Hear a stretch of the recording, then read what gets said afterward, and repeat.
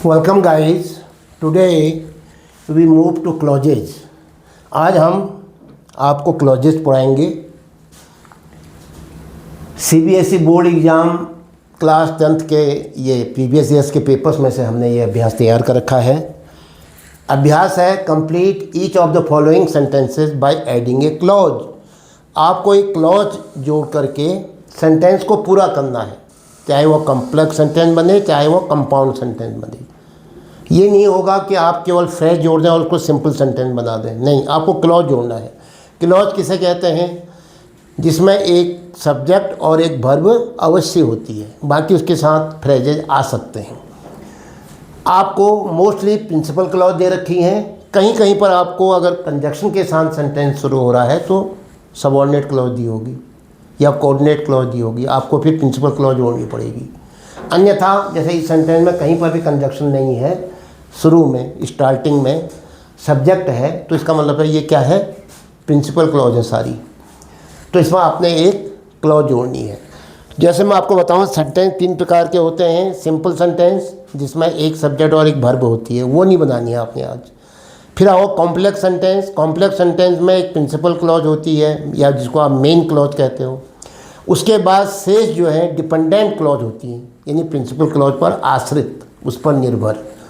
अगर वो नाउन का काम कर रही हैं तो नाउन क्लॉज कहलाएंगी, एडजेक्टिव का काम करेंगी तो एडजेक्टिव क्लॉज, एडवर्ब का काम करेंगी तो एडवर्ब क्लॉज। और जो सेंटेंस बनेगा वो कॉम्प्लेक्स सेंटेंस होगा। Principal clause plus dependent clause मिलकर के जो सेंटेंस बनेगा वो कॉम्प्लेक्स सेंटेंस। अगला सेंटेंस होता है कंपाउंड सेंटेंस। कंपाउंड का मतलब होता है उसमें एक प्रिंसिपल क्लॉज और से जो है उसी के समकक्ष, उसी की दोस्त दूसरी क्लॉज होती है, परंतु कंजक्शन से जुड़ा होता है। और ये कंजक्शन भी केवल 4 कंजक्शन से आप समझ सकते हो। अगर दूसरे क्लॉज में एक जैसी बातें हो रही हैं, जैसा प्रिंसिपल क्लॉज में कहा गया है, उसी के समानांतर कोई बात और कही जा रही है, तो एंड से जोड़ो। अगर माना प्रिंसिपल क्लॉज में कुछ कहा गया है, दूसरे क्लॉज में उसका उल्टा कहा जा रहा है, तो बट से जोड़ो। अगर माना एक सेंटेंस में कुछ कहा जा रहा है, दूसरे में उसका विकल्प दिया गया है, या तो या, नहीं तो नहीं, तो वहाँ पर अदरवाइज जोड़ो।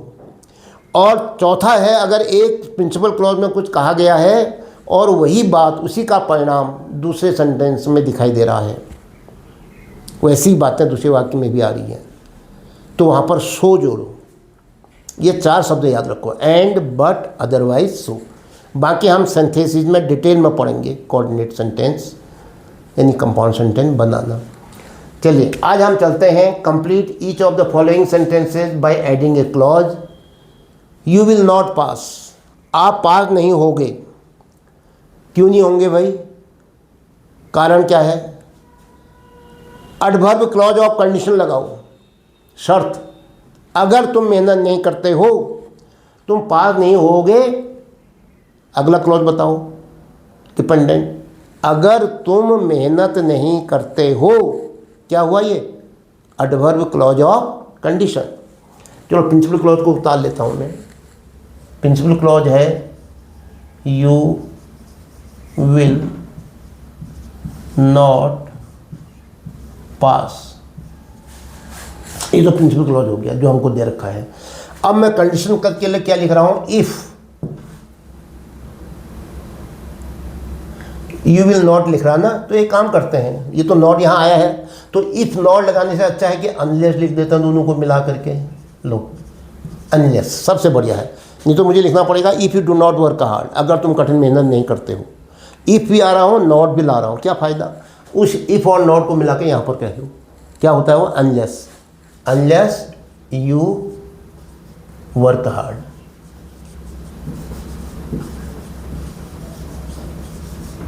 तो ये अनलेस यू वर्क हार्ड, अगर तुम कठिन मेहनत नहीं करते हो। अनलेस का मतलब हुआ इफ नॉट। तो ये क्या हो गया? Adverb clause of condition. और ये क्या हो गया? You will not pass, principal clause. दोनों मिलकर के क्या बनाएंगे? Complex sentence. चलिए हमने क्लॉज जोड़ करके एक मीनिंगफुल सेंटेंस बना दिया। नंबर 2 में आते हैं। ही फेल्ड, वह असफल हो गया। ही सब्जेक्ट, फेल्ड वर्ब, ये क्या है? क्लॉज है। मेन क्लॉज होगी ये। अब बताओ इसके साथ कोई एक डिपेंडेंट क्लॉज लाओ, चाहे वो नाउन क्लॉज हो, एडजेक्टिव हो या एडवर्ब हो। ही फेल्ड, बोलो, यद्यपि उसने मेहनत कर रखी थी,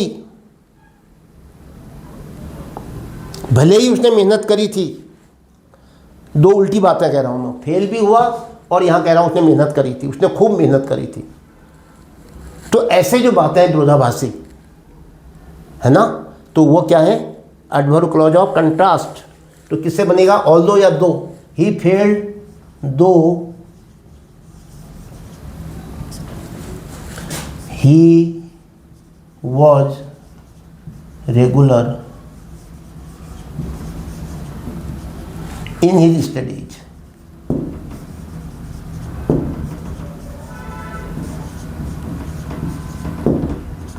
Though he was regular in his studies, भले ही वह अपने अध्ययन में नियमित था, कोई कसर नहीं छोड़ी थी उसने, फिर भी वह फेल हो गया। होता नहीं होता, कुछ परीक्षाएं इतनी कठिन होती हैं, जटिल होती हैं, कंपटीशन इतना अधिक होता है ना, तो वहाँ पर ऐसा होता है, देखा जाता है। तो यहाँ पर से देखो, दो मैंने होता है यद्यपि, he was regular in his studies, वो अपने अध्ययन में नियमित था, फिर भी वो क्या हो गया, फेल हो गया। ये प्रिंसिपल क्लॉज होगी।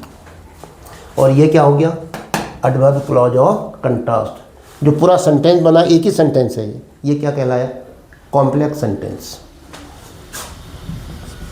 Yes, 3, Mohan is clever.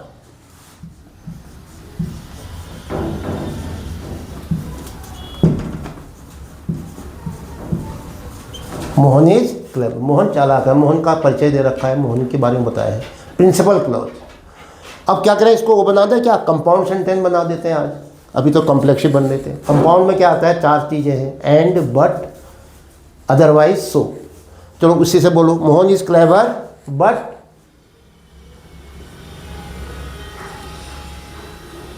बोलो, बट से बनाओ, लेकिन वह चालाक है, लेकिन मूर्ख है, लेकिन क्या, पढ़ाई में कमज़ोर है। मोहन की दूसरी बात भी कह लो, but he is poor in studies. लो, लेकिन वह देखो, he is poor in studies, but he is poor in study. अब जोड़ना तो था ही वाक्य को, बट लाए हम, फिर भी ये वाक्य तुम ये नहीं कह सकते हो, समझ में नहीं आ रहा है। ही का मतलब कौन है, मोहन के लिए है, दोबारा मोहन नहीं लिखते हैं इसलिए। मोहन पढ़ने में कमज़ोर है, समझ में तो आ ही रहा, लेकिन मोहन पढ़ने में कमज़ोर है। ये तो नहीं कहोगे साहब ये अधूरा हो गया, अधूरा नहीं है ये। मोहन इज़ क्लेवर, मोहन चालाक है, ये वाक्य तो साफ साफ है, ये तो प्रिंसिपल क्लॉज है, पूरा उत्तर दे रहा है। ये भी पूरा उत्तर दे रहा है, लेकिन वह अध्ययन में कमज़ोर है। तो ये वाक्य इस पर आश्रित नहीं है, डिपेंडेंट नहीं है, ये क्लॉज इसके समकक्ष है, इसकी दोस्त है। तो ऐसे सेंटेंस को या ऐसे क्लॉज को तो कहेंगे हम कोऑर्डिनेट क्लॉज। लिख देता हूँ मैं, but he is poor in studies. क्या क्लॉज बनाया ये, कोऑर्डिनेट क्लॉज। पहली बार आप इसको समझ रहे हो ज़्यादा, क्योंकि ये चैप्टर ज़्यादा आपको नहीं पढ़ा रखा है। ये कोऑर्डिनेट क्लॉज हो गया। अब ये बराबर है, ये भी बराबर है, दोनों एक जैसे हैं, एक दूसरे पर निर्भर नहीं है, तो ऐसा सेंटेंस क्या कहलाता है, कंपाउंड सेंटेंस। तभी तो मैं आपसे कहता कि 4 कंजक्शन याद रखो, एंड, बट, अदरवाइज, सो। यहाँ पर विरोधाभासी बातें थी तो मैंने बट से जोड़ दिया, काम चल गया। ये मैं इसलिए भी कह रहा हूँ कि कभी कभी ऐसा होता है कि उससे बढ़िया कंजक्शन होते हैं उससे से, लेकिन बट लगाने से काम बन जाता है। Yes, 4th, he is so fat.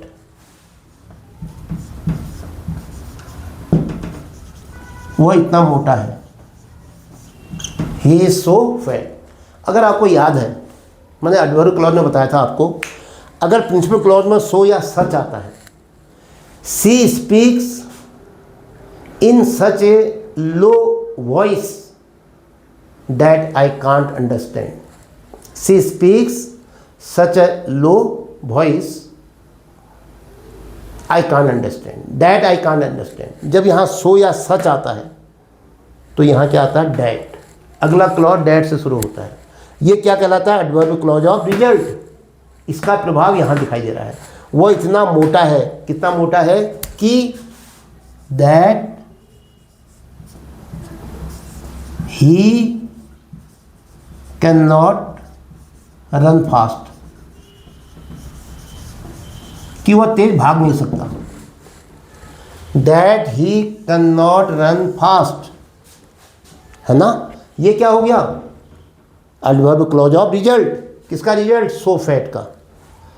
इतना अधिक मोटा, अगर मोटा नहीं होता तो भाग लेता, अगर स्मार्ट होता तो भाग लेता, ये वाक्य नहीं आता। तो he is so fat that he can not run fast. जब इसका प्रभाव यहाँ सो या सच होता है तो वाक्य आगे दैट से शुरू होता है जो रिजल्ट दिखाता है। ये हो गया एडवर्ब क्लॉज ऑफ रिजल्ट, ये हो गया प्रिंसिपल क्लॉज। दोनों मिलके बनाएंगे complex sentence.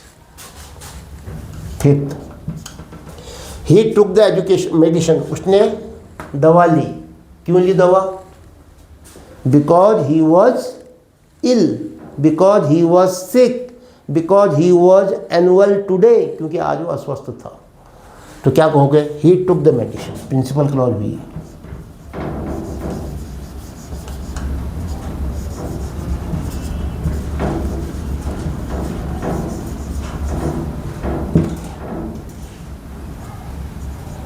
He took the medicine, उसने दवा ली। क्यों ली? कारण बताओ। बिकॉज, बोलो। He had been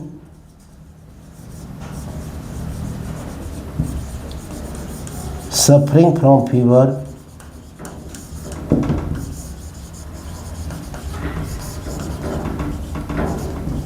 because he had been suffering from fever, क्योंकि वो बुखार से पीड़ित था। Since yesterday, since a week. चलो आपने नहीं लिखा आगे, कोई बात नहीं। He took the medicine because he was sick, क्योंकि वो बीमार था। इतना भी कर सकते हो। मैंने लिख दिया he had been suffering from fever. आप कहते हो लंबा हो गया, because he was sick, he was ill कर देता हूँ। छोटी मोटी बीमारी है, 2-4 दिन में ठीक हो जाएगी, तो इल लिखते हैं। He took the medicine because he was ill. आप तो समझ गए। अब क्योंकि वह बीमार था, ये कारण है दवा लेने का। तो ये क्या हुआ? Adverb clause of reason. और ये क्या हुआ? Principal clause. दोनों मिलके क्या बनाएंगे? Complex sentence. Number 6, he did not work,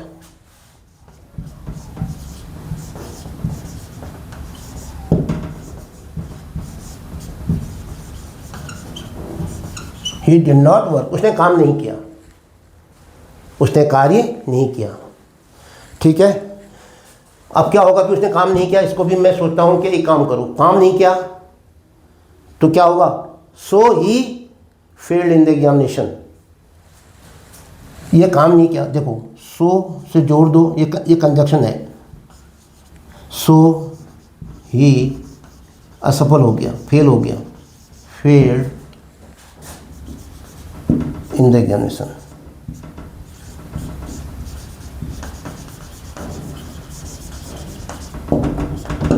लो, अब अगर तुम कहोगे साहब तो रिजल्ट आ गया, उसने काम नहीं किया, उसका परिणाम ये हुआ। अगर यहाँ पर सो या सच दिया होता तब तो एडवर्ब क्लॉज ऑफ रिजल्ट होता। कुछ भी नहीं दे रखा है, प्लेन वाक्य है, he did not work, principal clause. So he failed in the examination, इसलिए वो फेल हुआ। इसका प्रभाव यहाँ है और इसमें सो या सच नहीं दे रखा, इसलिए एडवर्ब क्लॉज नहीं हो सकता। फिर क्या हो सकता है? पर देखते हैं। ही फेल्ड इन द एग्जामिनेशन पूरा अर्थ है, इसलिए वो कक्षा में फेल हुआ। इसलिए क्या है? इसका कंजक्शन है, अदरवाइज ये अर्थ पूरा दे रहा है। इस पर निर्भर नहीं है प्रिंसिपल क्लॉज पर। जो अर्थ ये है, ये वाक्य स्वतंत्र है, ये वाक्य भी स्वतंत्र जैसा लग रहा है, ये किसी पर निर्भर नहीं है। तो दोनों दोस्त हो गए। तो ऐसे सेंटेंस को हम क्या कहेंगे? Coordinate clause. यहाँ लिखने की जगह नहीं है, यही है कोऑर्डिनेट क्लॉज लिखा था मैंने, ऐसे यहाँ भी समझ लो। तो ये क्या बनाएंगे? Compound sentence. क्या बनाएंगे? ये जो वाक्य बना अब क्या कहलाएगा? Compound sentence. अब 7 में आओ। 7 में क्या है? It is getting late, it is getting late. क्या हुआ? इट इज गेटिंग लेट, देरी हो रही है। देखो इट सब्जेक्ट है, एडवोकेटिव एडवर्ब लाना पड़ता है कहीं कहीं पर, मौसम के लिए, समय के लिए। It is getting late, subject का काम क्या, इज़ गेटिंग क्या है, वर्ब है। ये एक क्लॉज है जो प्रिंसिपल क्लॉज है। इट इज़ गेटिंग लेट, अब क्या कहोगे, ये तो प्रिंसिपल क्लॉज दे रखी है। अब देखो कोशिश करो,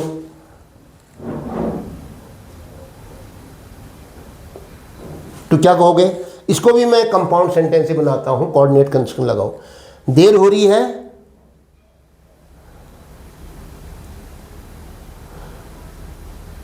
क्या कहोगे, एडवर्ब क्लॉज से तो बन ही जाएगा। लेट एडवर्ब है, ये एडवर्ब की विशेषता बताने वाला कुछ भी शब्द ले आओ, बोलो। एज, क्योंकि, बिकॉज, क्योंकि, द ऑफिस या the school begins at 10 o'clock, the school begins at 8 o'clock, है ना।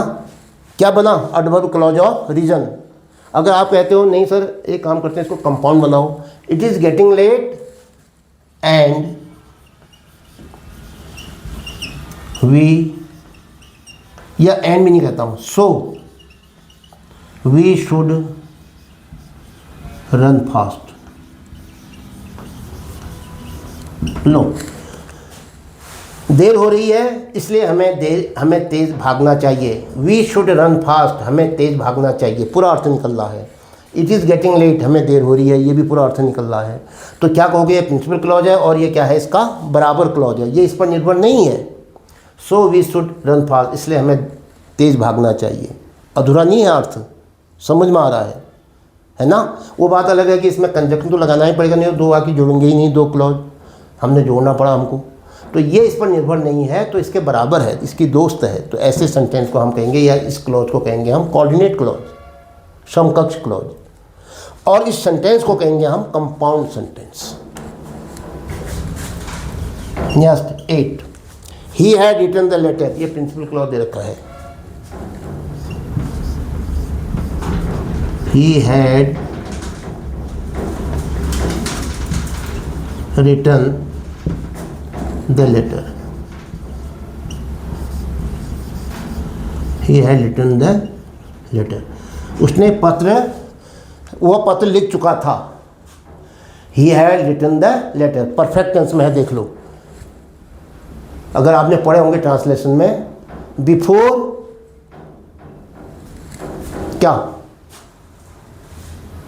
he posted it, उस पत्र को पोस्ट करने से पहले उसने पत्र लिख लिया था। Before he went to the school, before he reached the school, before he arrive, before he reached the school, before he began to school, before he started to school, before he went to school.